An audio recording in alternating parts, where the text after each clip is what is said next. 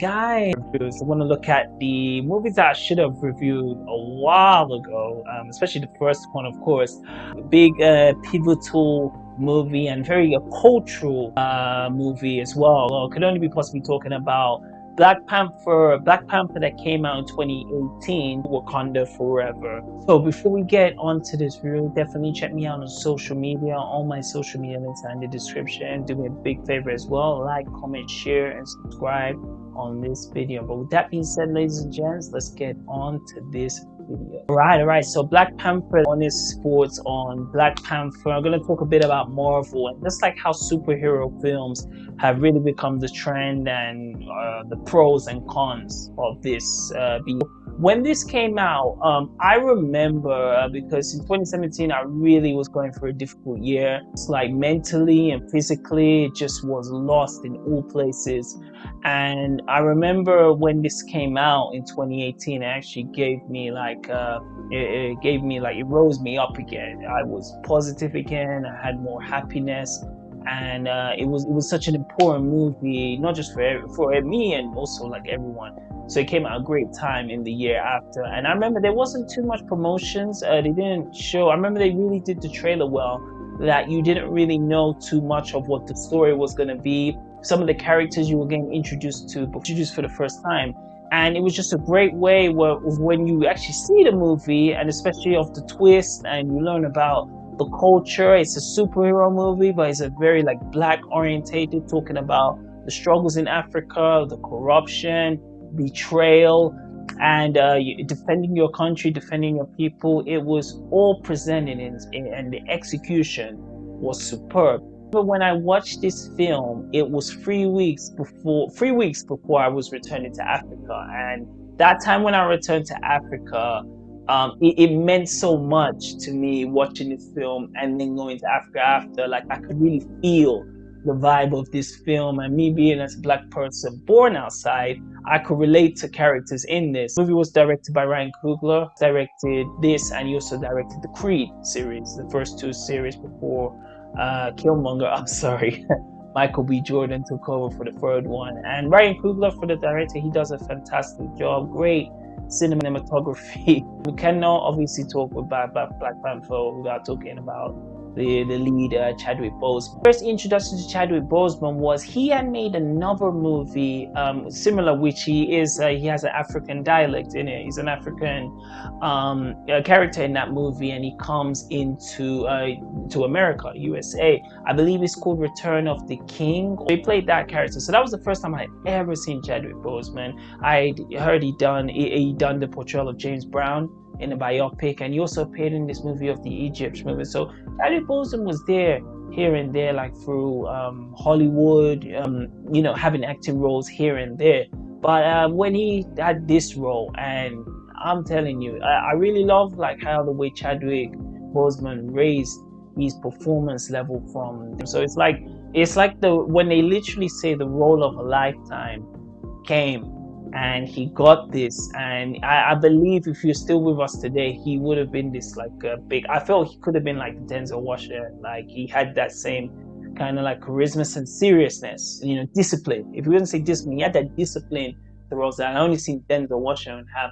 I think Chadwick Boseman was on to big things, but sadly, we lost T'Challa of Black Panther in 2020, which was a very difficult year. Not just like what was coming with the craziness of the lockdown and all that stuff. It was just having seen him gone.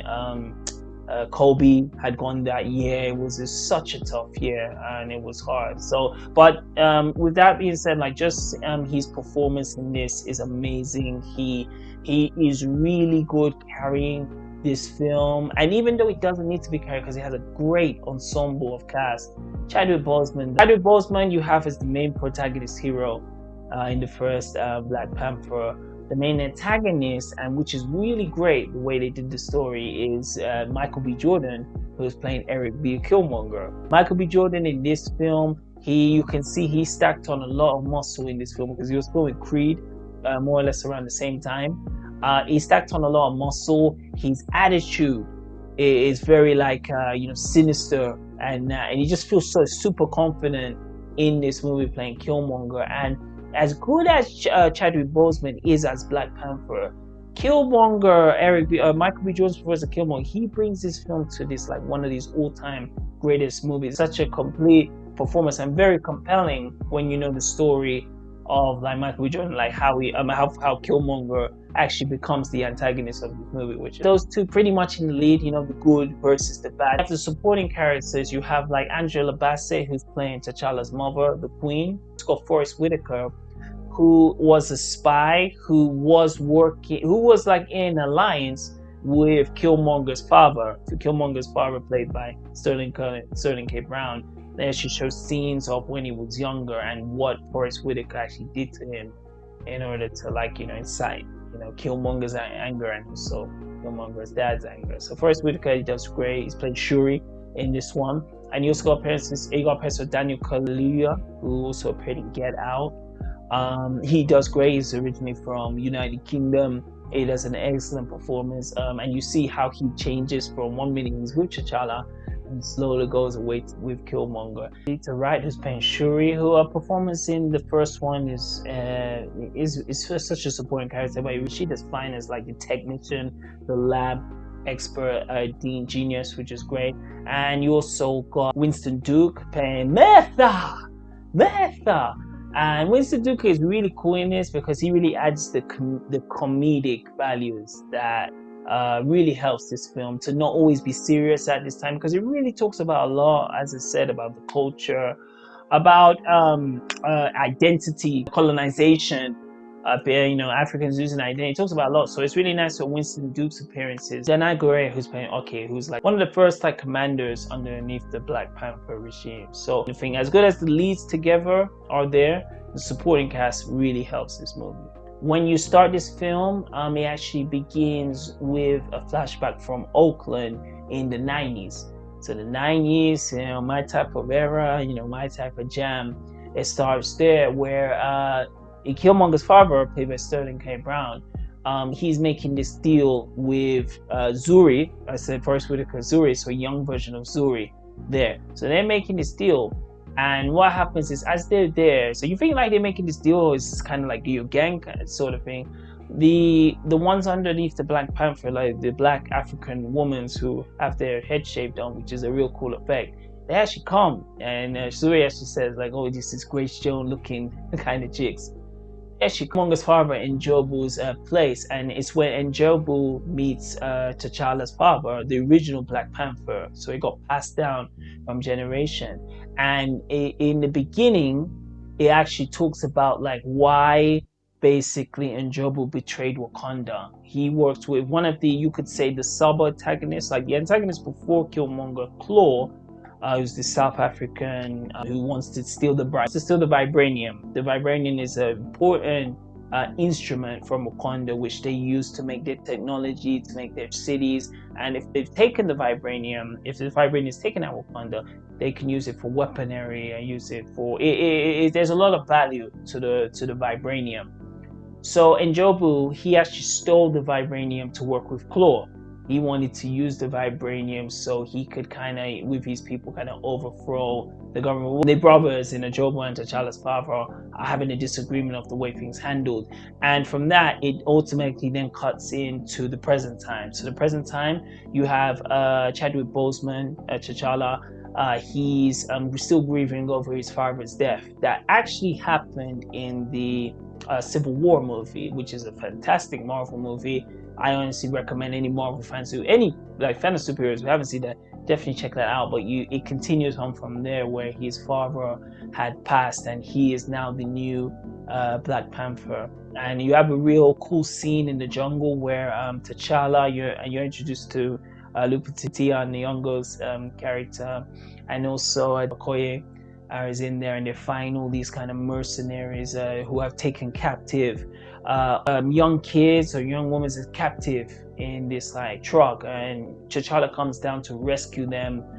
He takes them down. He actually confronts Lupita Nyong'o, and as Okoye always told him, he said, "You will freeze," and he actually froze, and he said, "I never freeze."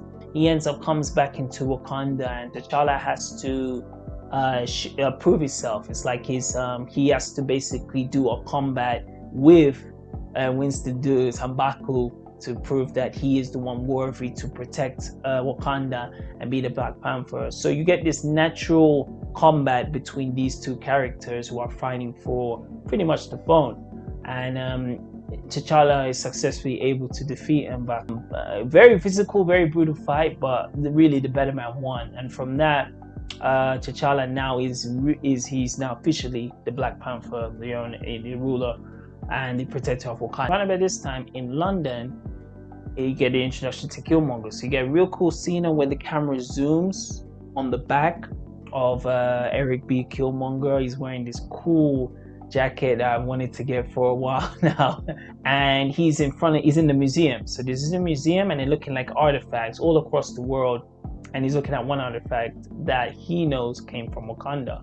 So in there, they pulled off this heist with Claw, who comes in later, and they actually steal the artifact that actually had vibranium inside there. So they take out like all the guards, all the security. They're able to take the vibranium out because what they were cool was very intelligent. They actually kind of flicked the cameras off. So the security cameras that were inside the museum, they actually switched it to kind of like another TV station. So everything was okay. So no one knew what was going on. So they're successfully able to take the vibranium. Killmonger and Claw then leave the scene. Now they're back in Wakanda. There's that kind of throne room where they have the main characters where they're talking about Claw. They actually find out later that Claw did steal this artifact from London, and now Wakandans have to find a way to get fame because they know that Claw actually attacked Wakanda about 30 years ago and was responsible for killing Wakabi's appearance. So they have this mission that they need to now go get Claw. So it's Claw. So Claw at this time, from when you're introduced, Claw is seen as the main antagonist in the beginning. So they follow Claw China, and they have this kind of deal where the Americans like FBI, the Americans like federal services, they're in Asia to sort out Claw, to get Claw and bring him back to American soil so they can arrest him and find out what he's really for. Black Panther, T'Challa, he tells and he meets like one of the government forces and says like, no, we're gonna handle this. Claw attacked us, we're gonna handle this. And no, so you have a real cool scene in this like kind of casino / bar restaurant in Asia where Claw and Black Panther, Okoye, and also Lupita Nyong'o, they're all fighting like Claw's like armed, henchmen, and also the Americans out there as well.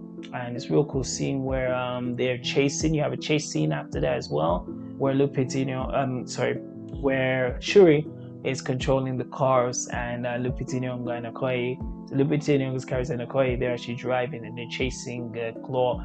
T'Challa is able to get to Claw as the Black Panther, and just before he's about to kill him for all the terrible things he's done in the past, able to convince T'Challa not to go ahead with it because so many people are watching. Again, it's not really good for a superhero to do this, so he doesn't kill him.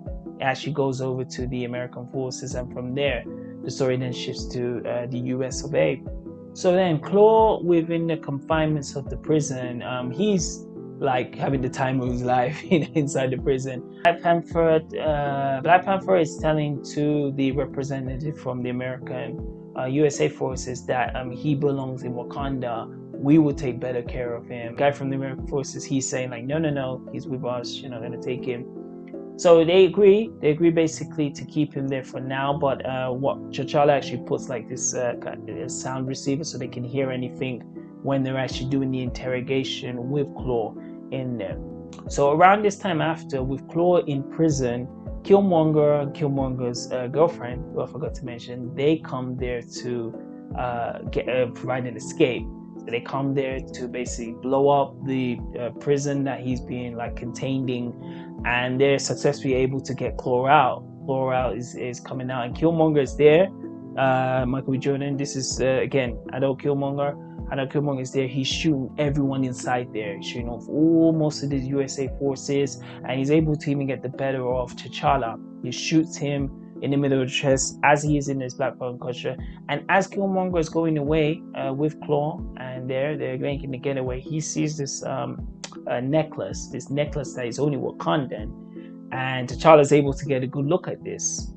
He's able to see this, and T'Challa is recovering.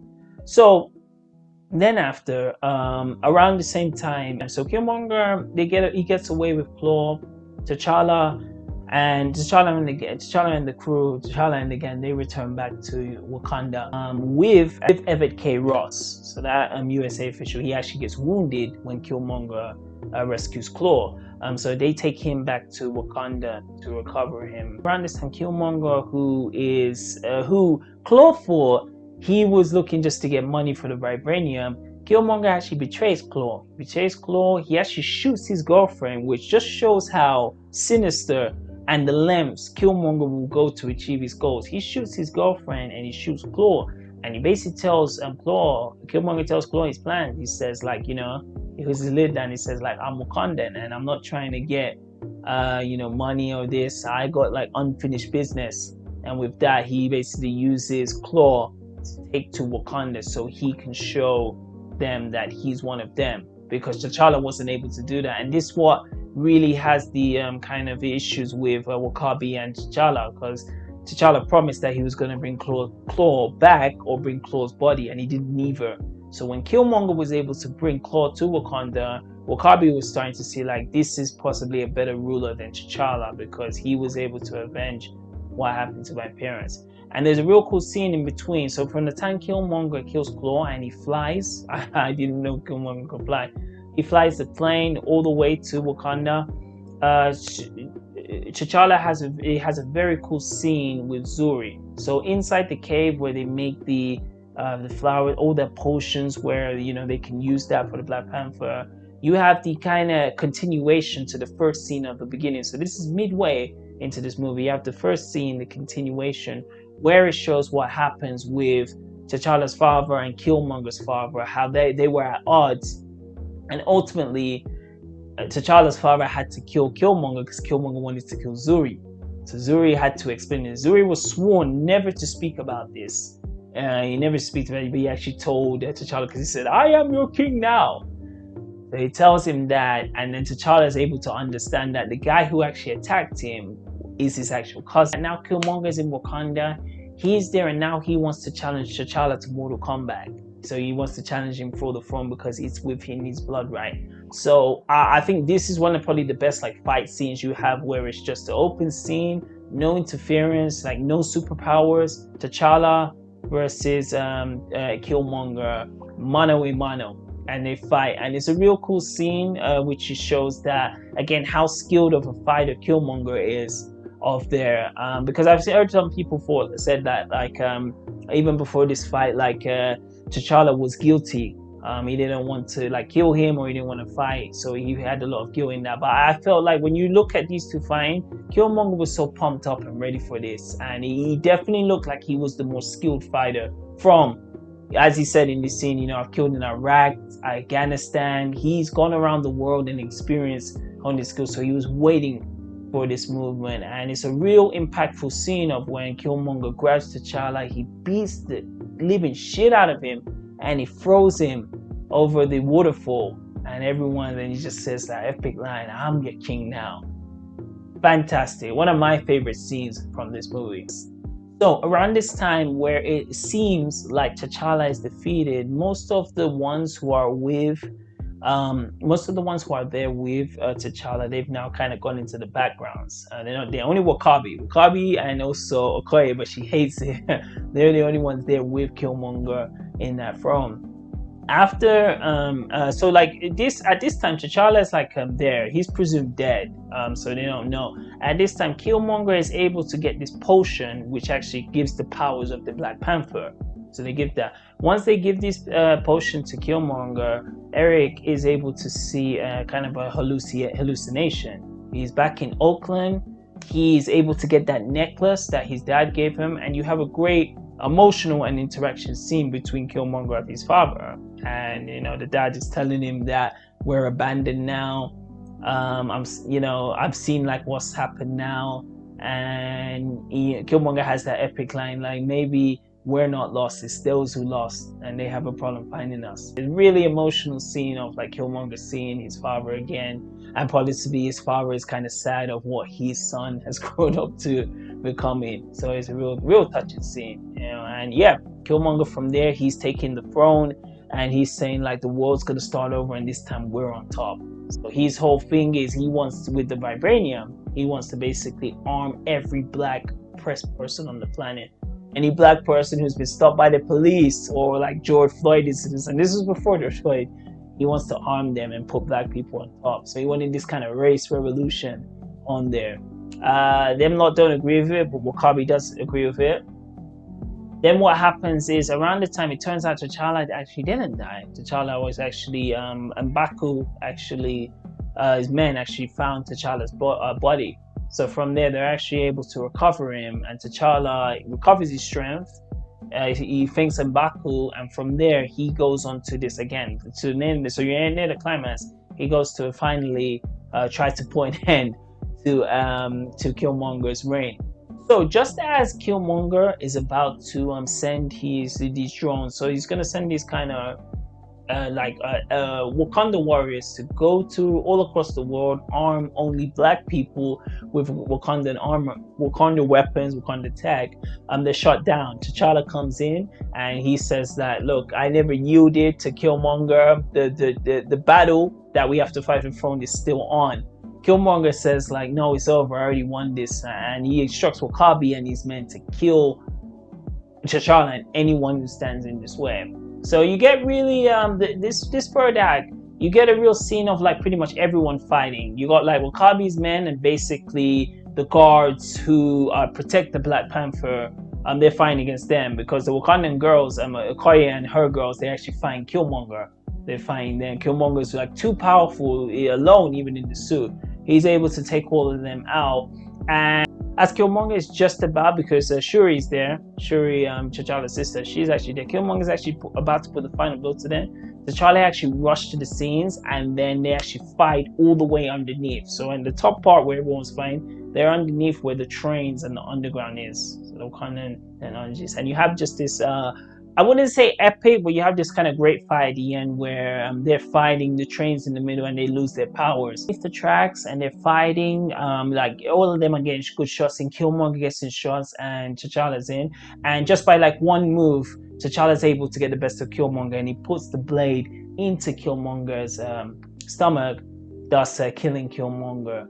But just before Killmonger, before Killmonger's about to take his last breath, T'Challa actually takes him to see the sunset, because his dad actually told Killmonger's dad, Jabu, actually told him how great the sunrises were in Wakanda.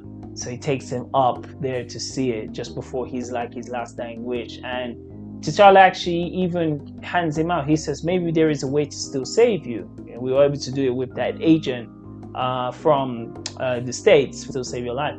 But Killmonger declines. He says, no. You're gonna just arrest, you're gonna keep me alive just to put me in the prison. And from my ancestors, what I learned, which was probably the best line, he said like, I'd rather jump off the ship than be in bondage, because death would be better than being in bondage. I'd rather die than be in prison in your jail forever. So he takes the blade out, and that's the end of Killmonger. Yeah. And from there, you have the real cool scenes of Wakanda celebrating. They were able to win. They defeated the ultimate villain in Killmonger, and then T'Challa actually flies back to the States with Shuri, and they actually buy this apartment building in the projects which was where T'Challa's dad and Killmonger's dad had their odds, and he killed his brother there. So they buy the projects, and they want to, again, from with Wakanda, they want to help these industries, these project areas for black people. The official soundtrack that actually came out is, you had Black Panther, the lead track that was performed by Kendrick Lamar.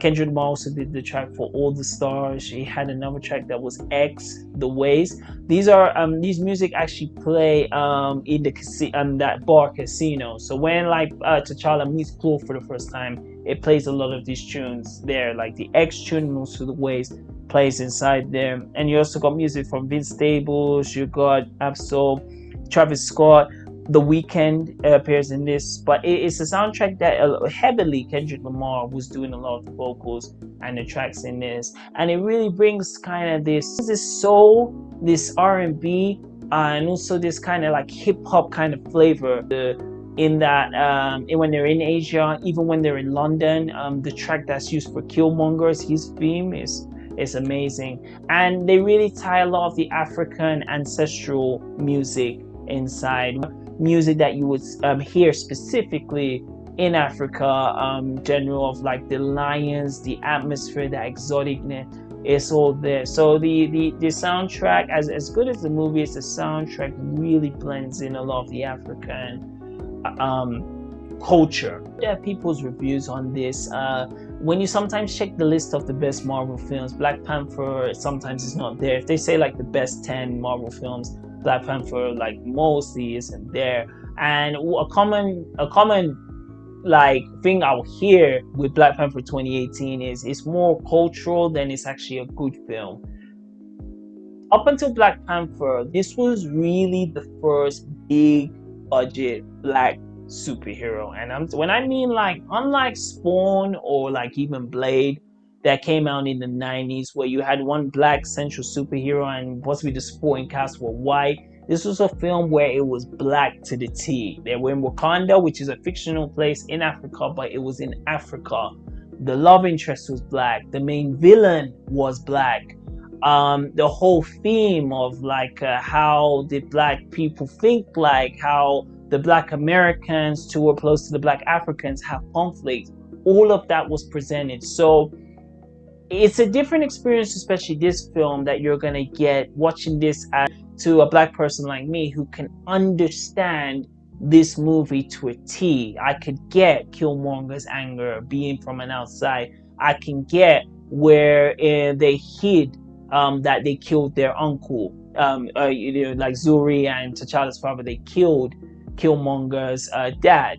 That happens so many times in African culture where they don't tell the truth and it gets hidden and kept in lies, and you can understand from that. So speaking as a black person, I can get this film more than a person who is not black. It's just it's really presented well in the greatest form.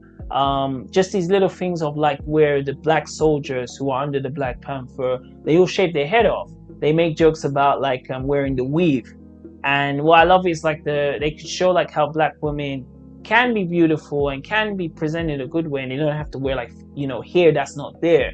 That it's more natural. It's more thing. Most of the actors in there, the ones that lead, so they're my color.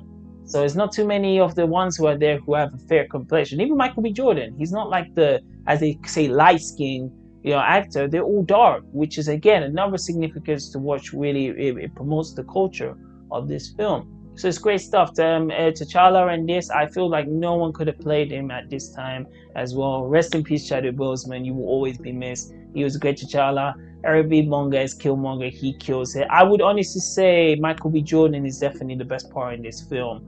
I really love the twist, because when you see this film in the beginning, you honestly think Claw is still the top. Claw is basically because possibly one of the best Marvel villains in the whole Marvel franchise, and I've actually seen the Marvel franchise. So I'd say the only negatives with the first Black Panther is just the third act. I would say that's probably the only weakness. The fight that they're having underneath, where Killmonger has his suit and of course T'Challa has his Black Panther suit, it's great, like I said, but in some scenes it just doesn't.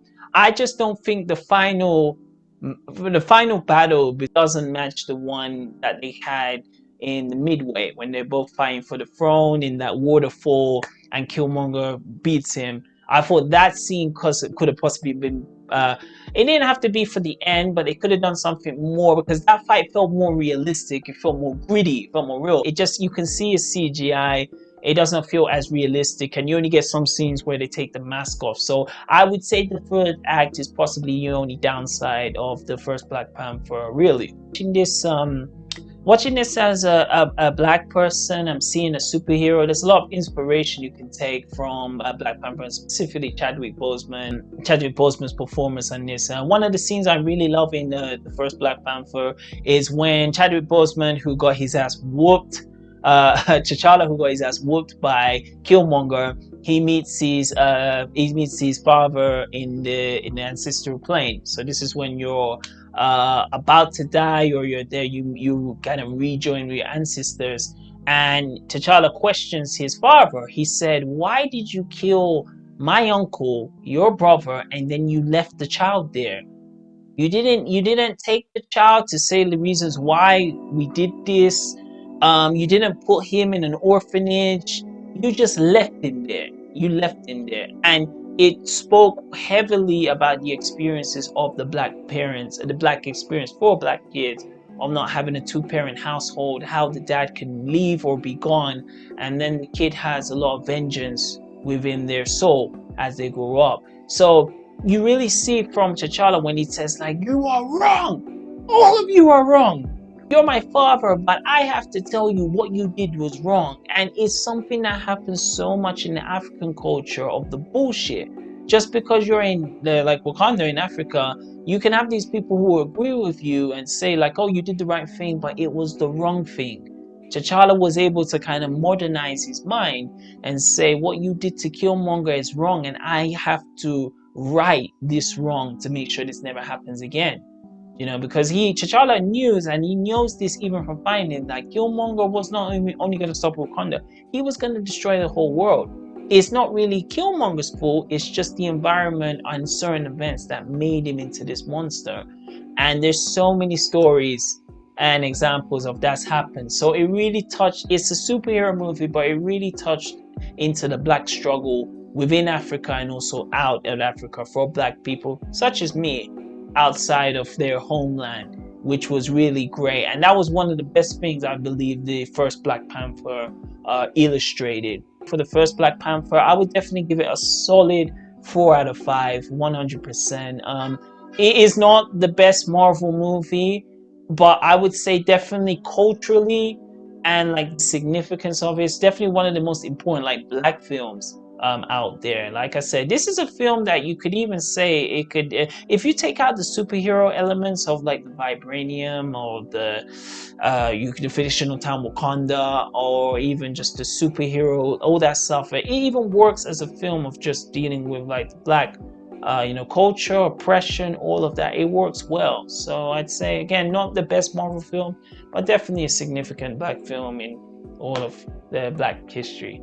100%. A lot of people have compared like T'Challa and Killmonger's fights, like Malcolm X versus Killmonger, about Malcolm X versus Martin Luther King, which is excellent. So guys, let me know what y'all thought about the first Black Panther that came out in 2018. I will be doing a review on the sequel, Wakanda Forever, which I watched only 2 weeks ago on a Saturday. So 100% definitely want to review this. But yeah, let me know what your thoughts about the first Black Panther. What do you think of the cast, Killmonger, Chadwick Boseman, rest in peace.